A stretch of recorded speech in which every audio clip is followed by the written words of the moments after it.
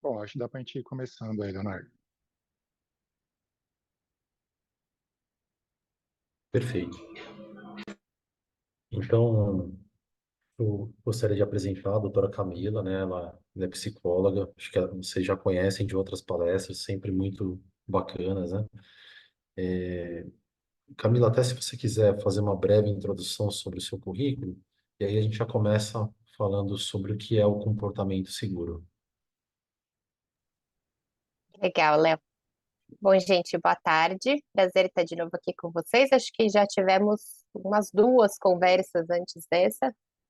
Hoje a gente vai falar de comportamento seguro e produtividade. É, bom, como o Léo falou, eu sou psicóloga, né?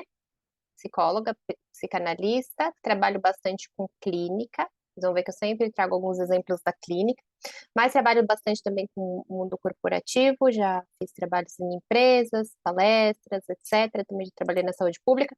Então, eu tento sempre juntar um pouco de todas as experiências para conversar sobre a vida no trabalho, sobre a saúde mental em geral, como o trabalho influencia na vida. Vou tentando conectar todos os pontos para a gente tentar ter uma visão bem completa. Perfeito, pessoal. Como sempre, fiquem à vontade para fazer pergunta pelo chat e abrir aqui o microfone. Esse tema Uhum. comportamento seguro, ele pode estar relacionado a diversos fatores, né? Desde a segurança do trabalho, o comportamento em geral, a parte psicológica.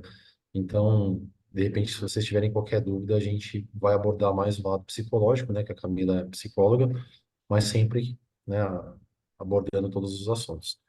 Então, para começar, Camila, como você definiria comportamento seguro e quais seriam os impactos dele no ambiente corporativo? Tá, legal. Eu vou tentar fazer exatamente isso que o Léo falou. Eu vou falando da parte psicológica, vou tentar linkar um pouco de como isso pode se conectar ao trabalho de vocês, né, ao ambiente de trabalho, mas também vai ser importante vocês trazerem como que as coisas poderiam conversar. Eu sempre gosto de começar falando, às vezes, de um exemplo um pouco da vida real, e ver como isso vai se conectando, como isso pode ser uma metáfora da nossa vida do trabalho, né? Então, quando a gente começou a falar sobre o tema, comportamento seguro, eu sempre começo a me alimentar do tema, escutar algumas pessoas que eu costumo ter como referência sobre o tema, começo a desenhar algumas coisas, escrever algumas coisas sobre o tema, e bem quando eu estava fazendo isso, aconteceu uma situação que me fez pensar muito sobre esse tema do comportamento seguro. Então, eu já vou contar para vocês. Primeiro, uma breve definição para introduzir. O comportamento seguro, ele se refere a ações, decisões que a gente toma, que sempre vão ter como objetivo minimizar os riscos, prevenir acidentes, prevenir algum tipo de problema que possa nos prejudicar e promover a segurança. Isso em diferentes contextos. Quando a gente fala que a gente está tendo um comportamento seguro, é isso. A gente está tendo uma conduta, uma ação, uma decisão em que vai minimizar risco, vai evitar problemas para nós, né? E aí, eu tenho uma pessoa conhecida, um tio, que ele é a definição de comportamento seguro. A cabeça dele funciona minimizando os possíveis riscos, analisando quais podem ser os possíveis problemas que podem acontecer. Na linguagem popular, às vezes ele é um pouco conhecido como uma pessoa neurótica, sabe? Aquela que pensa demais nos riscos. Às vezes pode ser excessivo. Mas teve um caso que aconteceu na semana passada em que ele me fez enxergar uma situação em que eu não estava tendo um comportamento seguro. E foi importante perceber isso, até para trazer aqui para vocês como reflexão. Então, o exemplo que eu tenho para dar é que eu tenho um filho de 5 anos, que inclusive chama Leonardo, como os dois Léos aqui, e que uma das coisas favoritas na vida dele é andar de bicicleta. Ele anda muito bem de bicicleta, desde os 3 anos ele aprendeu a andar sem rodinha, anda muito melhor do que eu, e é o que ele mais gosta de fazer. E a gente foi passar a semana do carnaval num lugar na praia, que é um condomínio fechado, seguro, não tem muito risco. Já tinha passado o carnaval, já estava depois da quarta-feira de cinzas, então tinha uma alma no condomínio, e ele saiu para andar de bicicleta com o pai.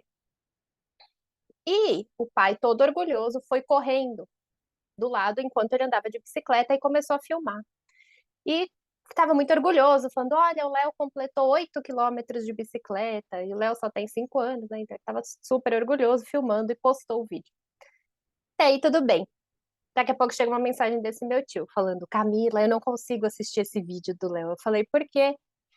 Por que que ele não tá com coletinho, aqueles brilhantes, né, que dá para ver no escuro? Por que que ele não tá com os equipamentos adequados? Por que que ele não tá com capacete, joelheira e cotoveleira? E eu fiquei pensando, nesse caso, ele tá coberto de razão, né? Uma criança de 5 anos não deveria estar andando de bicicleta sem a proteção adequada. E aí eu fiquei pensando, o que que aconteceu, né? Por que que eu não tive um comportamento seguro nessa situação? Porque a gente falha no comportamento seguro quando a gente começa a ter uma confiança excessiva nas nossas próprias habilidades. No meu caso, na habilidade dele, né? Porque eu sei que ele anda muito bem, eu sei que é muito raro ele cair, nunca teve nenhuma queda grave. Então a gente começa a pensar que uma vez que não aconteceu, não vai acontecer nunca. Então a gente deixa de ver algo que pode ser um risco como um risco, né? E claro, estava andando num lugar fechado, com o pai do lado, mas não pode, né? A gente tem a ilusão de que nada vai acontecer porque nada nunca aconteceu. E porque a gente superestima nossas habilidades, ou no meu caso, a habilidade do meu filho, e a gente subestima os possíveis riscos. Então, eu fiquei pensando o quanto isso pode ser parecido, né, no ambiente de trabalho ou em qualquer ambiente.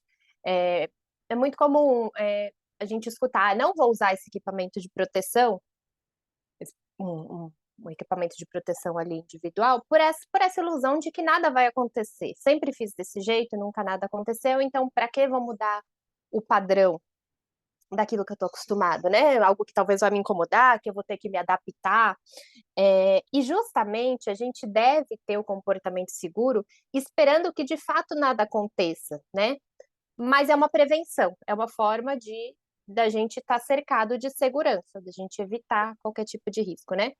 Então, quando a gente fala do ambiente corporativo, nós estamos falando isso, de diversas possibilidades de ação, de decisão que a gente pode ter, que, em essência, vão consistir na adoção desses hábitos que vão reduzir a probabilidade de ocorrer situações perigosas. Não significa que vai ocorrer, mas a gente tem que reduzir o risco caso venha a ocorrer algum problema. Então, tudo que a gente toma como atitude para reduzir perigo, reduzir situação prejudicial, vai fortalecendo essa cultura de um comportamento seguro. Essa parte da cultura é muito importante. Então, é muito importante que a empresa como um todo tenha esse pensamento, essa consciência da importância de ter práticas seguras, de ter esse comportamento seguro no ambiente de trabalho, né? A gente tem que pensar que quando a gente fala de comportamento seguro, se a gente está falando de uma empresa, da gestão, a gente tem que pensar que mais do que gerenciar pessoas, a empresa vai cuidar da integridade daquelas pessoas. Então, comportamento seguro é um comportamento de cuidado, de manter as pessoas íntegras no seu estado de segurança física, no seu estado de segurança mental. Então, acho que basicamente é isso. Não sei se ficou claro com o meu exemplo. Não, muito bom, Camila, excelente. Tem um lado que eu vou perguntar mais para frente, né? Uhum, Mas, mas eu vou deixar mais para frente, mas só vou falar para não esquecer. uhum, Por exemplo, o exemplo do seu filho, e é parecido com o da minha filha, de uhum, repente também o excesso de uhum, segurança pode gerar aham, um atraso no desenvolvimento, né? Claro que exato. a gente está falando no ambiente corporativo, né? E eu trago um exemplo também que eu pensei aqui do futebol, né? O pessoal deve estar na cabeça do jogo do Palmeiras e Corinthians no final de semana, que o goleiro do Palmeiras tomou um gol no último minuto. E ali, na minha cabeça, a explicação é que ele, ao tentar evitar o escanteio, que poderia dar a chance do gol do Corinthians, ele achou que a bola estava fora, ele tirou a mão. Então, assim, foi um comportamento, é claro, guardadas as proporções, não seguro, né? Por Uhum, segurança, ele ia pôr a mão, ia dar o escanteio, a uhum, chance de gol era mínima. Então, caso ele tenha falhado, por que que eu pensei nisso? A gente tem um EPI. Você faz tudo certo, mas caso aconteça alguma coisa, aquele EPI vai te ajudar numa situação de caiu alguma coisa que não é uma coisa inesperada, vai minimizar o problema. Então, no caso dele, se ele põe a mão, a bola vai para o escanteio, tem mais uma chance de evitar uma coisa que é o objetivo dele, né? Que seria a redução de acidentes na empresa, evitar o gol no caso dele, né? No caso do seu filho, da minha filha, o caso caia, que proteja a cabeça, enfim, né? uhum, Mas guardar essa perguntinha para o final, porque O exemplo do seu tio é o exemplo do meu pai também. Então, de repente, o excesso de segurança também a pessoa acaba não fazendo nada, né? Com certeza. Com certeza, no caso dos filhos do meu tio, eles nem teriam aprendido a andar de bicicleta, porque ele não deixaria ter contato com esse objeto de risco, né? Que ele vê como objeto de risco. Então, é o equilíbrio mesmo, né? Entre não deixar de fazer, mas se proteger contra eventualidades, né? Perfeito. E aí você Uhum, chegou a comentar na sua explicação do comportamento seguro, uhum, da relação entre a saúde física. Então a gente uhum, pensa geralmente no comportamento seguro evitando problemas de saúde física, uhum. mas tem a questão do comportamento seguro para evitar problemas relacionados à saúde mental. Eu queria que você falasse um pouquinho Sim. sobre isso também. Uhum. Sim, bom, comportamento seguro, ele é fundamental para promover um ambiente de trabalho saudável em geral, né? Então, tanto física quanto mentalmente. Até porque, é importante lembrar esse ponto, começou a chover aqui, gente. Se ficar muito barulho de chuva, vocês me falam que eu fecho a janela, tá? Tá Aqui chovendo também, tá, forte. Camila? Uhum, Até o uhum, pessoal, ontem choveu muito aqui. uhum, Caso caia o meu da Camila, que a gente uhum. Se ficar volta de outro barulhento jeito. também, eu tento fechar mais a janela aqui. É, então, como eu estava falando, o comportamento seguro ele é para promover esse ambiente de trabalho saudável em geral, tanto físico quanto mental. É, e até porque é importante lembrar que quando a gente se sente em risco fisicamente, isso é também um risco para a saúde mental, né? Pois as duas coisas sempre andam juntas. Então, essa sensação de insegurança física é um agravo para a saúde mental. Então, você se sentir seguro fisicamente é importante também para a saúde mental. Na verdade, a sensação de segurança, essa palavra segurança, ela está na base do bem-estar emocional, mental, desde os primórdios da vida, assim. Então, se a gente pensar no bebê, o bebê nasce completamente dependente, desamparado, e para ele viver, para ele ser um indivíduo, ele tem que se sentir seguro, né? É uma das coisas mais importantes para o bebê é ele sentir que ele está em segurança e ele consegue se desenvolver como indivíduo. A gente pode pegar essa metáfora porque no ambiente de trabalho não é diferente. Uma condição básica para um funcionário se desenvolver bem é ele se sentir seguro naquele ambiente. E aí a gente pode entrar nessa noção de segurança em vários níveis. Tanto da segurança de que não tem um risco para minha integridade física, né? Porque, claro, não dá para trabalhar achando que vai acontecer algo com você o tempo inteiro. Até a segurança de que eu, por exemplo, não vou ser pego de surpresa e desligado sem maiores explicações ou sem entender o que está acontecendo, né?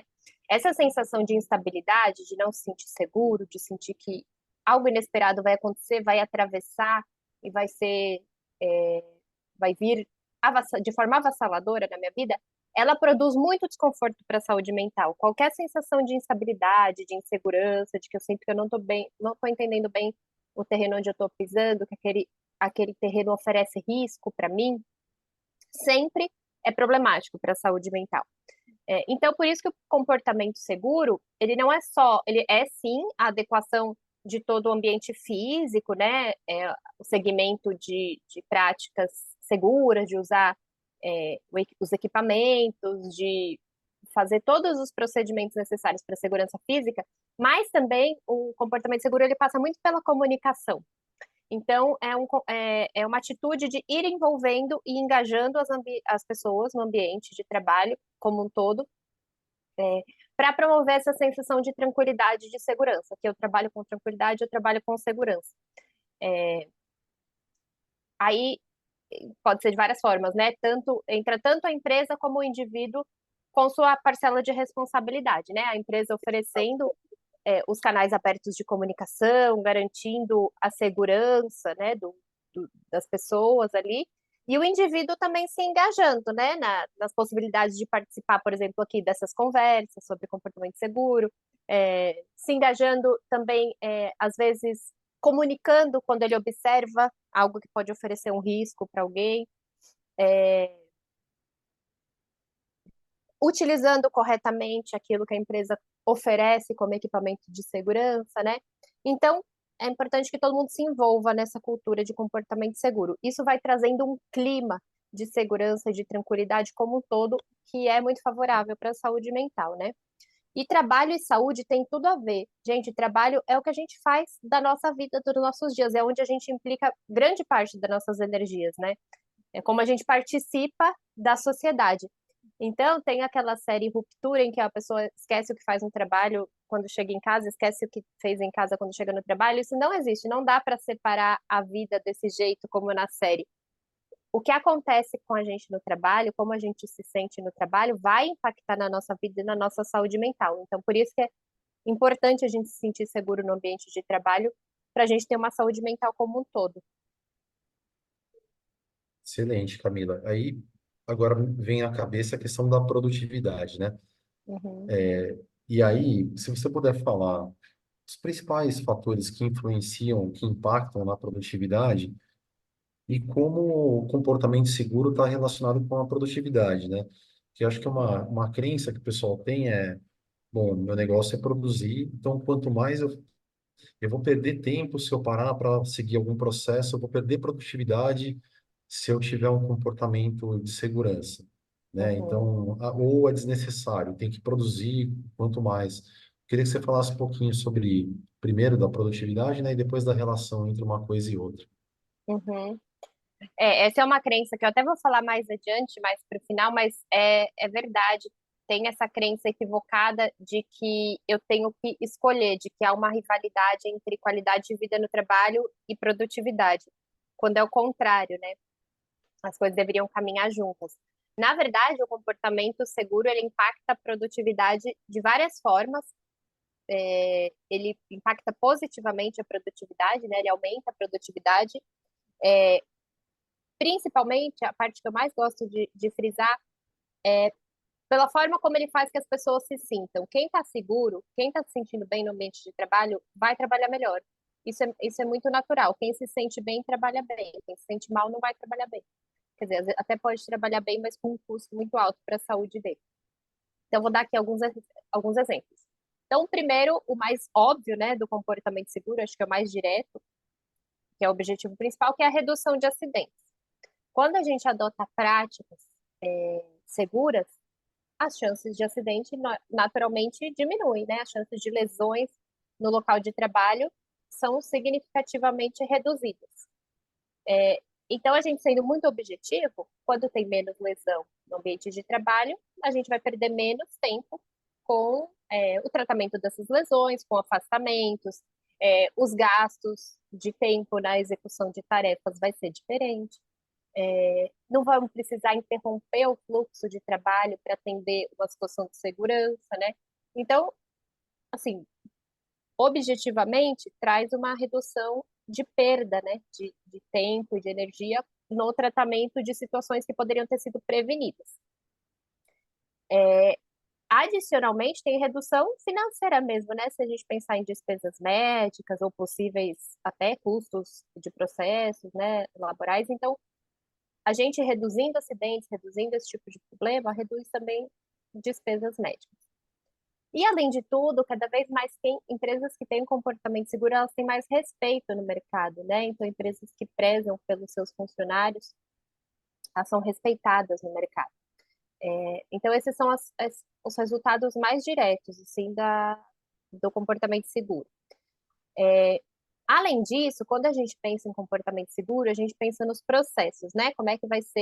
Como vão ser os procedimentos para a gente trabalhar com segurança. E sempre que a gente implementa procedimentos, muitas vezes a gente repensa os nossos processos operacionais e consegue levar a maior eficiência até na execução de tarefas, porque a gente vai estar olhando com um novo olhar para aqueles processos que às vezes a gente já faz no automático, né? Então, pode até resultar numa produção mais rápida, de melhor qualidade, mais segura.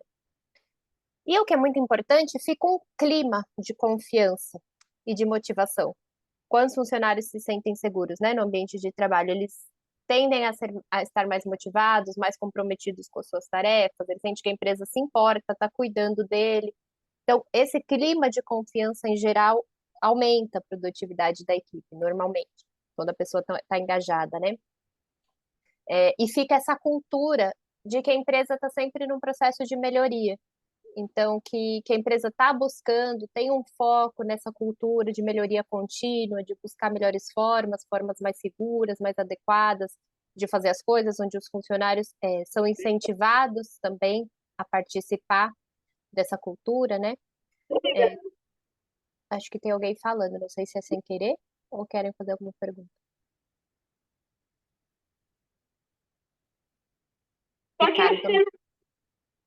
Acho que o Ricardo levantou a mão e o Richard acho que está com o microfone aberto.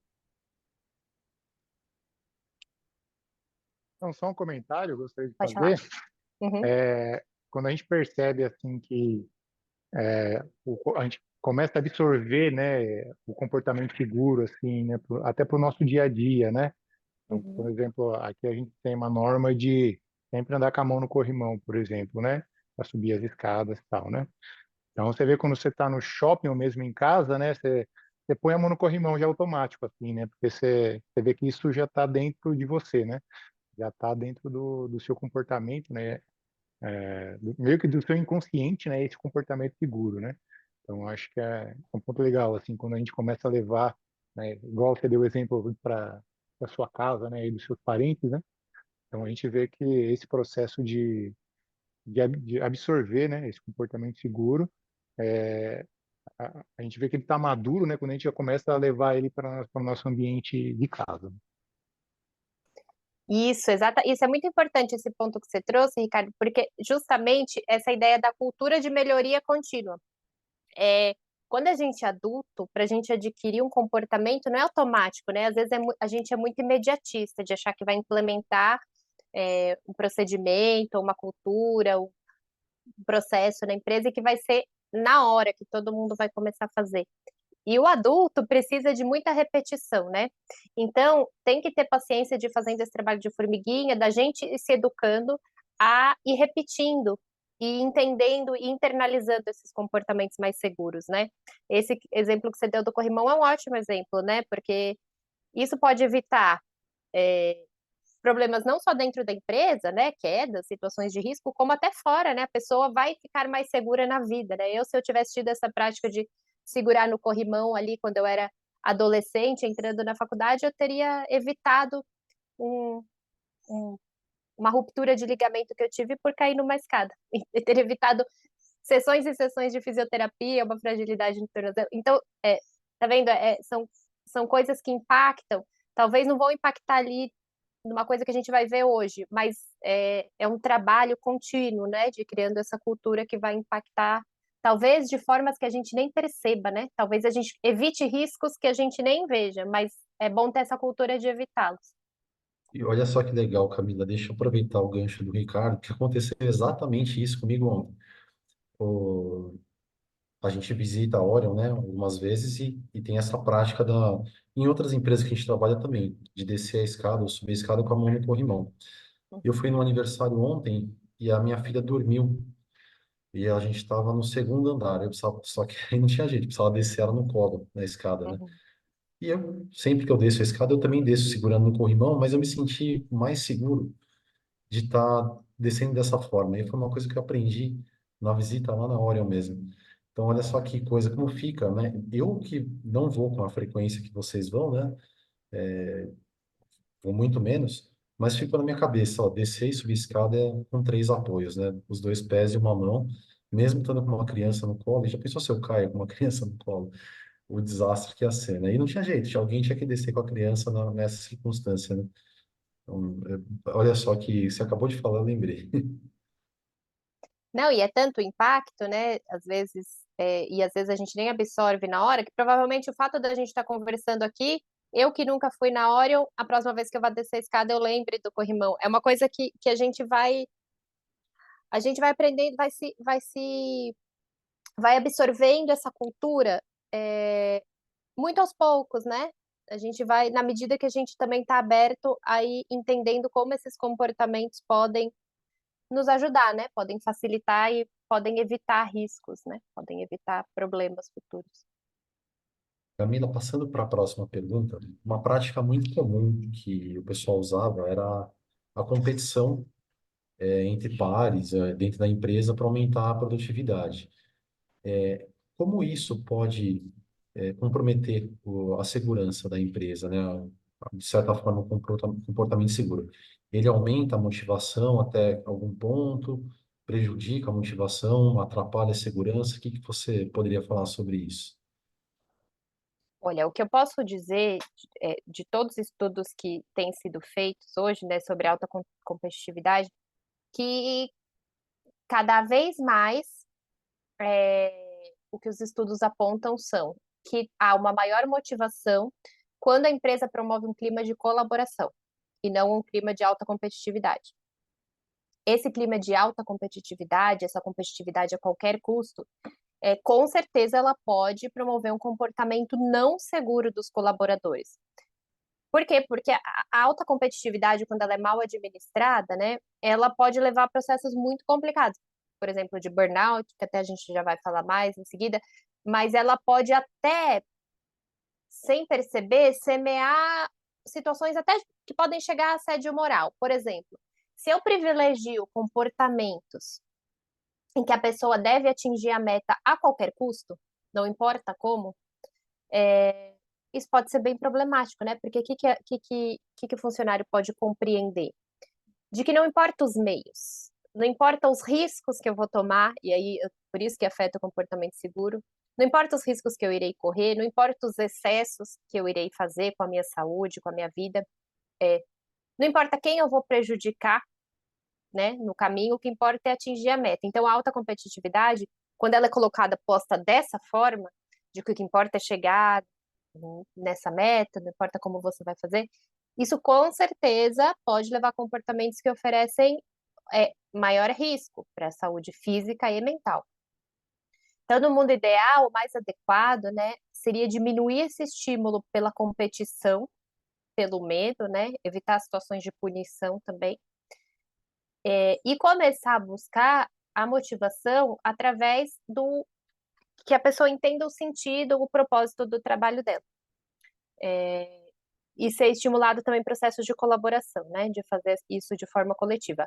Isso é o que normalmente mantém as pessoas mais engajadas e que vão ajudar elas a cuidarem mais uma das outras, da sua própria saúde, né? Então, acho que por aí. Perfeito.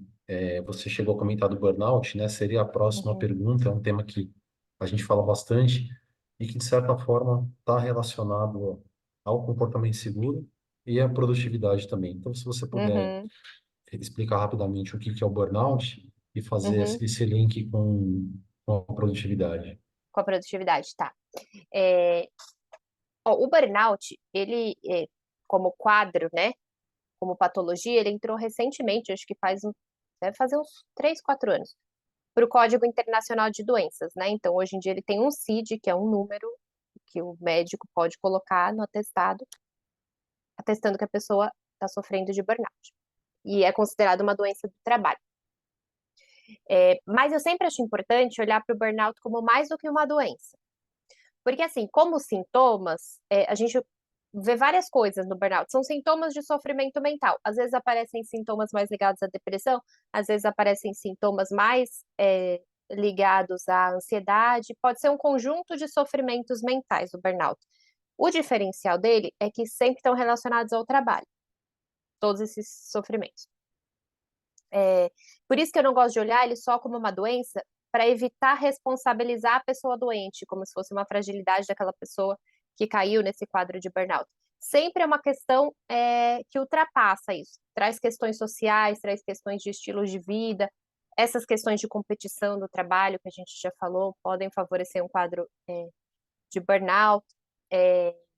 O que a gente vê muito no burnout é esse quadro mais clássico, assim, desse esgotamento. Até na origem da palavra, né, burnout, a primeira vez que eu escutei burnout foi numa aula até em espanhol, e eles falaram de síndrome del queimado. E aí eu achei interessante que é a pessoa queimada mesmo, né? A pessoa torrou os fios ali, as conexões, não consegue fazer mais nada. Eu tive um paciente que teve burnout, que sem saber do nome exatamente, o que ele me falava muito eu fico deitado fritando. Esse fritando tem muito a ver com isso, né? A coisa passou do ponto, a ponto de que a pessoa se sente absolutamente esgotada, né? E sempre isso relacionado a questões de trabalho. Então, às vezes eu gosto até de aproximar com os conceitos de Ler e Dort, porque, assim, são lesões físicas, mas sempre relacionadas a situações de trabalho. Eu falo isso porque eu acho que, mais do que responsabilizar o doente, é importante a gente olhar para a forma como está se organizando o trabalho que está sendo adoecedora, né? é um alerta, burnout, tanto para a pessoa que sofre, porque a pessoa com certeza se excedeu em algum ponto e talvez seja importante ela olhar para esses limites que ela não colocou, mas também para a empresa. A empresa tem que entender qual é a dinâmica que levou a pessoa a esse estado de exaustão patológica. Então, o burnout basicamente é isso, é uma doença, é considerada uma doença, tem um código, mas ela tem um conjunto de sintomas, cujo esgotamento é o sintoma principal, mas pode ter sintomas ansiosos, pode ter sintomas depressivos, uma série de sintomas, e sempre relacionada ao trabalho. Sempre o burnout está vinculado a situações de trabalho. Agora, já vou emendar que você perguntou qual a relação de burnout e produtividade. Aí depende muito do que a gente vai entender como produtividade, né? É, se a gente pega sentir-se produtivo como sentir-se útil, sentir que a gente faz um trabalho com propósito, isso pode ser um elemento muito positivo para a saúde mental. Isso não é um excesso, querer ser produtivo, sentir-se produtivo.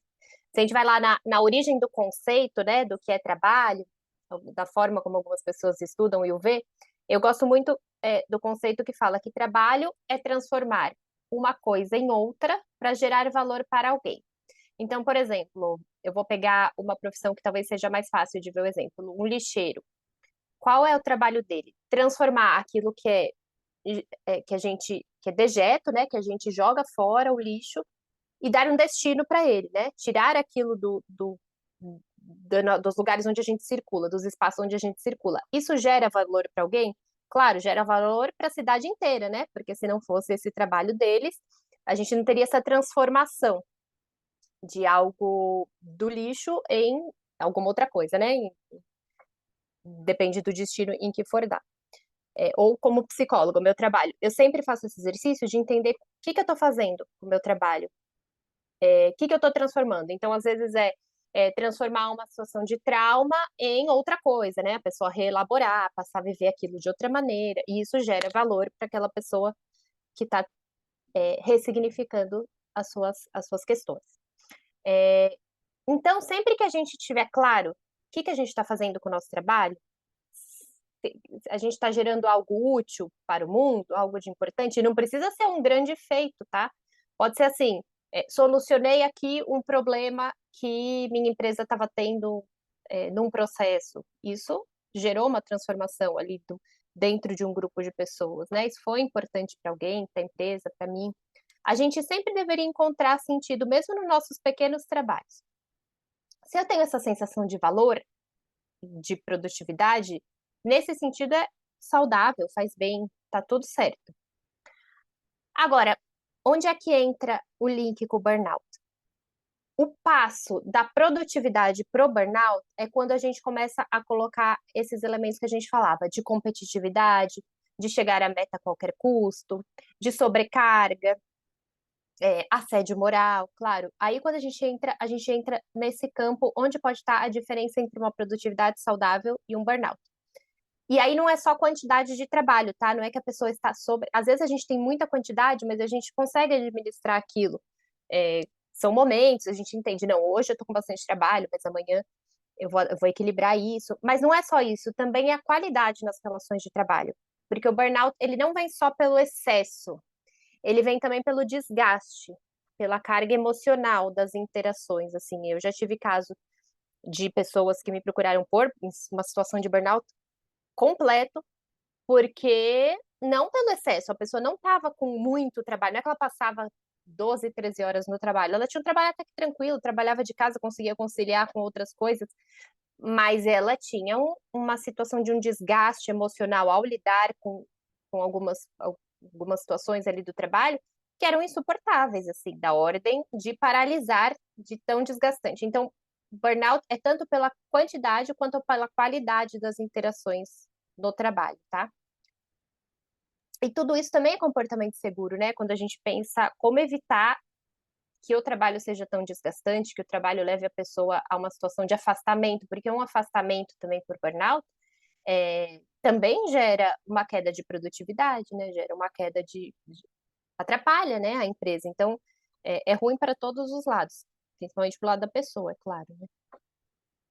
Muito bom, Camila. Tem uma outra questão. Eu me lembro até da gente ter feito uma live na Gelaboral com esse tema, né? Porque foi uma coisa que estava muito na moda há uns 2 anos atrás, que é a questão da alta performance. Então, todo mundo falava nesse tema alta performance e tal. E na época, agora já caiu um pouco, né? Já não se fala tanto nisso, ou já explicaram um pouquinho melhor, né? Mas eu lembro que a definição que ficou para a gente de alta performance era consistência a longo prazo. Então, vou dar um exemplo, né, meu. Você já deu alguns seus, né? Vou dar um meu aqui para Vamos se compartilhar. expor todo mundo Vamos todo junto. mundo. Eu fiz, o pessoal tem um grupo de corrida na Orion. A minha primeira corrida foi em 2001. Eu saí por uma academia que eu trabalhava e tinha aquele Marilson lá, que era um cara que ganhou medalha e tal. E ele saiu do meu lado e eu estava no auge da minha forma. Eu falei, bom, acho que dá, vamos ver. E saí correndo junto com ele e tive alta performance no primeiro quilômetro. Então, corri junto com ele no primeiro quilômetro. Depois, o que acontece é que eu quase morri e ele ganhou a prova, né? Então, é um exemplo de alta performance. A gente, às vezes, se espelha num cara, num youtuber, em alguém que trabalha enquanto eles dormem, essas coisas assim. São conceitos distorcidos de alta performance que levam a um comportamento não seguro, né? Que não dormir, ou tentar fazer algo acima do que você está preparado. E aí quem vai quebrar, né? Eu quebrei na corrida ali, terminei, mas daquele jeito, né? E sendo que, de repente, você vai mais devagar, se preocupando com o essencial e chega seguro, né? Sem traumas e por mais tempo, né? Então, acabei fazendo um comentário mais prolongado, mas eu queria que você falasse um pouquinho sobre o que é a alta performance para você e qual é a relação dela, com comportamento seguro e a própria produtividade. Excelente esse seu exemplo, Léo, porque eu acho que ele resume bem, assim, um pouco da mensagem que eu queria passar, que é essa, né? A gente não pode achar que a alta performance é a gente exceder todos os nossos limites, porque não é sustentável, a gente não chega ao fim da corrida, né? Como você falou. Eu tinha uma paciente que ela falava isso, ela falava isso, ela não fala mais, mas ela falava isso no começo. Eu sou muito boa nos 100 metros, mas eu descobri que a vida é uma maratona, né? Então, o que que eu faço? Eu ponho muito e eu não aguento, né? Eu ponho muito em pouco tempo e eu não aguento. E é justamente isso, né? Alta performance não deveria estar ligado a esse excesso, né? A gente querer exceder os nossos limites, porque isso não sustenta a longo prazo, isso adoece, né? Se você quisesse continuar naquele ritmo, provavelmente você ia cair alguma hora, né? Não ia dar certo, não ia. A gente é uma grande sabedoria a gente reconhecer nossos limites, né? Não tem nada de errado, isso é uma fortaleza. Então, assim, falando de alta performance, se a gente olha para o lado da organização, a organização sempre vai olhar os resultados, isso é absolutamente normal e histórico, e tem aqueles resultados que são básicos, né? Que a empresa é necessário que a empresa espere. Então, fazer entregas dentro do prazo, com a qualidade esperada, né? Tudo isso é adequado. Se eu atendo essas expectativas, eu vou estar tendo uma performance adequada, correta, nada de errado.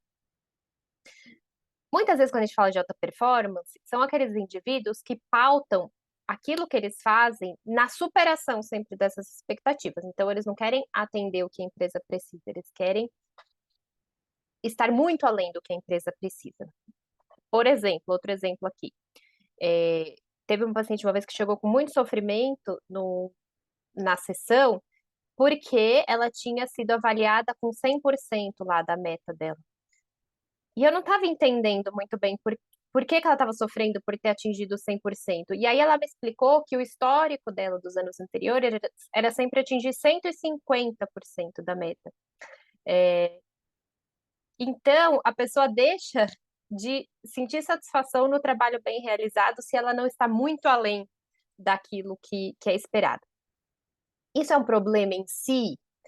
Não, isso é muito de perfil, né? Eu, honestamente, eu me identifico um pouco com essa fala da minha paciente, assim, desde a época da minha escola, esse nível de exigência sempre foi algo que me acompanhou um pouco. Tem pessoas que gostam de ver seu trabalho bem realizado e muito bem realizado, que se gratificam muito com a excelência, e também, por que não, né? Não tem como não falar, também se gratificam muito com o reconhecimento externo, né? De ver que o trabalho está sendo visto e reconhecido. O problema é quando isso traz um sofrimento, né? Quando isso deixa de ser saudável e a gente termina, por exemplo, negligenciando outros aspectos importantes da vida para atingir essa suposta alta performance. Quando a gente deixa de reconhecer nossos limites para atingir essa alta performance. Quando a gente para de se sentir bem com a gente mesmo, então o que a gente faz já nunca vai ser suficiente, né? Se a gente está fazendo apenas uma boa performance, que não é uma performance além de todas as expectativas, já não é bom, né?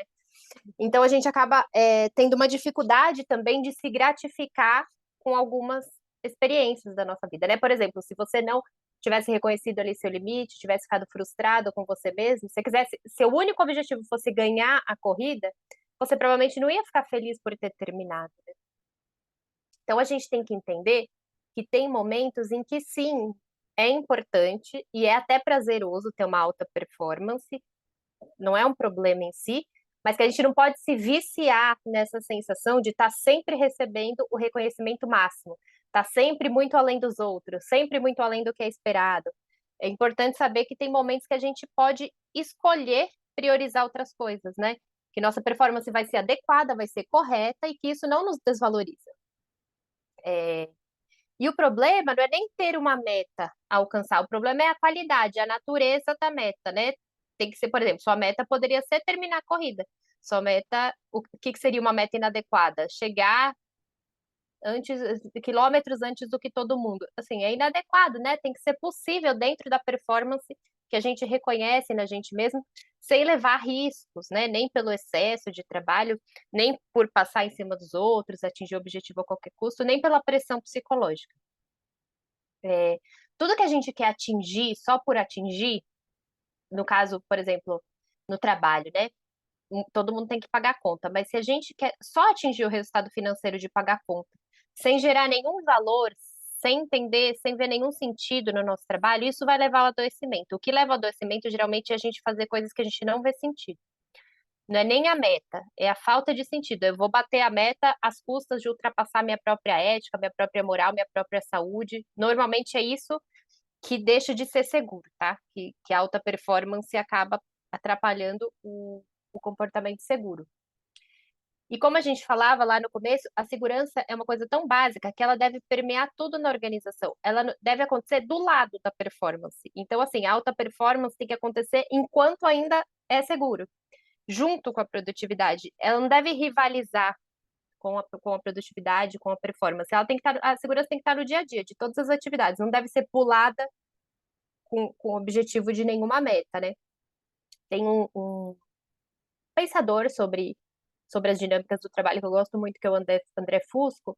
Ele fala sempre isso, de que cuidar da saúde mental não traz risco aos resultados, ao contrário, ele traz mais resultados e de forma mais sustentável, né?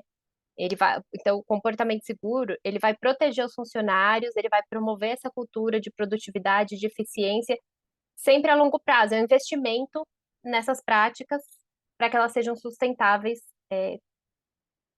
ao longo do tempo na empresa. Excelente, Camila. A pergunta que eu ia fazer, eu acho que você respondeu, e eu acho que é a mensagem dessa palestra principal, né? Que é Uhum, possível ter alta performance e uhum, produtividade com um comportamento seguro. Elas não são coisas antagônicas, isso. né?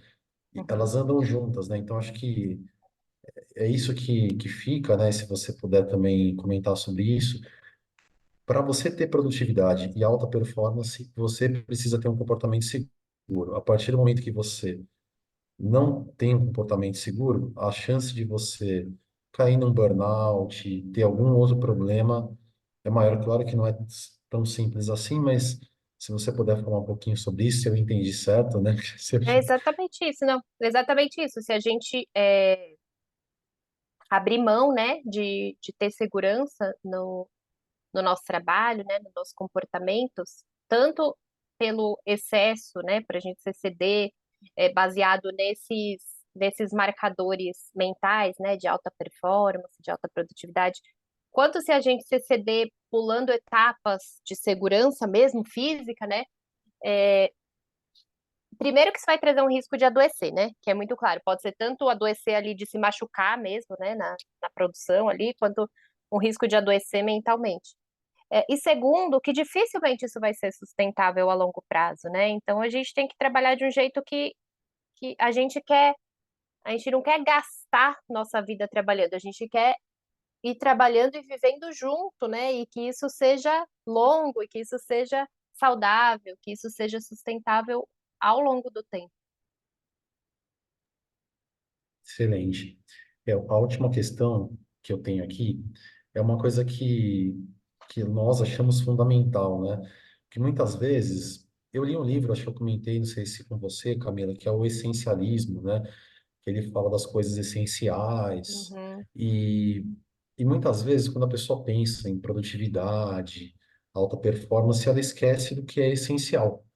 E para nós, né, é bem claro que o sono, o lazer, a pausa, o descanso, cuidar da saúde, que essas são coisas essenciais para que você tenha um comportamento seguro. Por exemplo, o sono. Eu já falei isso algumas vezes. Se você precisar cuidar apenas de uma coisa, cuide do seu sono, que acho que aí você consegue melhorar um monte de coisa. A pessoa que não dorme bem, saiu um estudo hoje. A pessoa que quer emagrecer e dorme menos, é mais difícil emagrecer para tudo, né? Para manter a atenção, para acidente, né? Para o humor. Então, eu queria que você falasse um pouquinho sobre essas questões, né? Lazer, sono, cuidar da saúde, como isso impacta no comportamento seguro e na produtividade, porque acho que entra um pouquinho no que a gente falou antes. Lá, então, se o negócio é produzir mais, o lazer não importa. O lazer é preguiça, não, uhum, não vou perder esse tempo, vou trabalhar enquanto os outros dormem, vou trabalhar uhum, enquanto os outros estão passeando. E chega lá na frente, a gente sabe qual é o resultado, né? com certeza. Não, eu concordo plenamente, assim, eu sempre, uma das primeiras coisas que eu começo quando alguém está chegando, né, na clínica é falar sobre o sono da pessoa.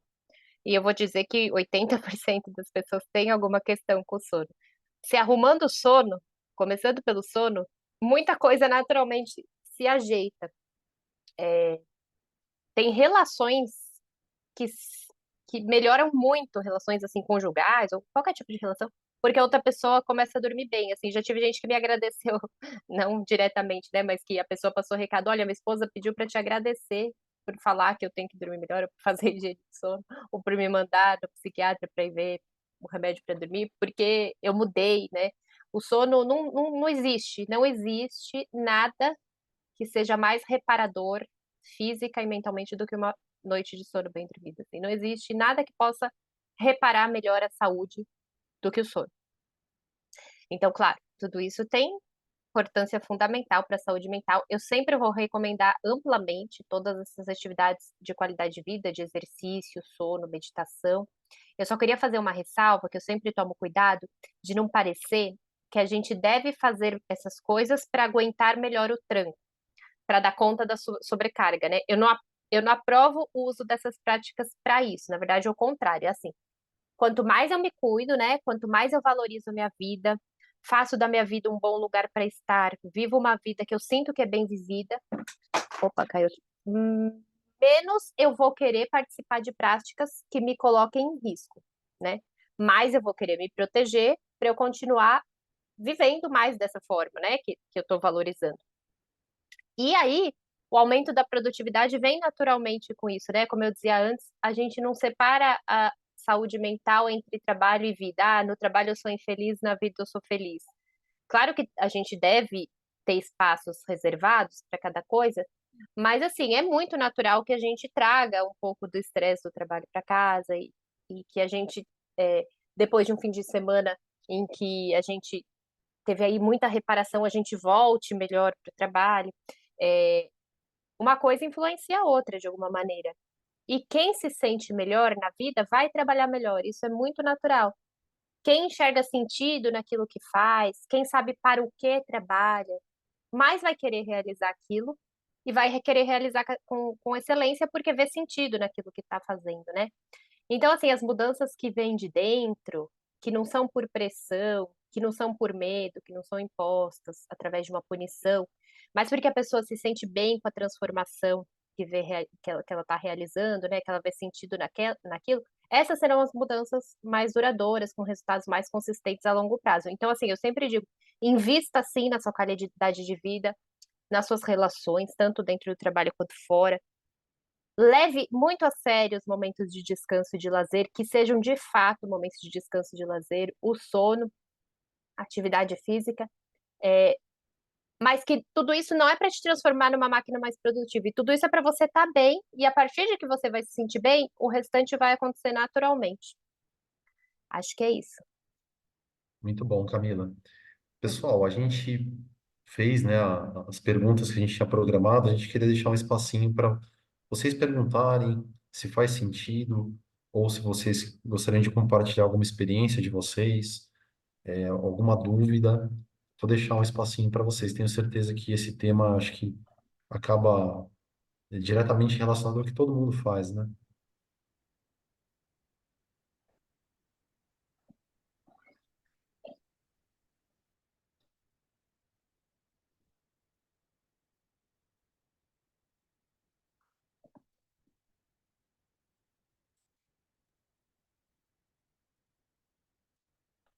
Tenho a impressão que, bom, para mim não chegou nenhuma pergunta e nem pelo chat. Uhum. Então, pessoal, a gente vai fazer o encerramento, né? Caso vocês tenham alguma outra pergunta queiram fazer depois, a gente passa para a Camila, né? E agradeço a presença de vocês. Camila, então vou passar para você fazer o encerramento. É isso, gente. Muito obrigada pela presença aqui. Foi muito bom conversar com vocês de novo. Como o Léo falou, se vocês tiverem algum comentário que não quiserem fazer aqui, quiserem mandar depois no privado, fiquem à vontade. E sempre estar muito atento, muito consciente, né, na nossa saúde mental, nossa, nosso autocuidado, né? Não é só a empresa que tem que cuidar da gente, mas a gente também tem que se cuidar, né? Ser uma cultura de cuidado, porque comportamento seguro no fundo é isso, né? É cuidado, todo mundo se cuidando. Excelente. Léo, você quer fazer algum encerramento? A barulheira tá tão grande aqui que acho que é melhor fazer vocês. Um abraço a todos, obrigado pela presença. Perfeito, pessoal. Então, uma boa tarde a todos. Nos vemos aí no próximo encontro. Obrigado pela participação. Tchau, obrigado, Camila. Obrigado, pessoal. Tchau, gente. Boa Obrigada, Obrigada. tarde. gente. Tchau, tchau, obrigado. Palestra. Ah, Excelente tarde. Obrigada. obrigado, Eli. Obrigada.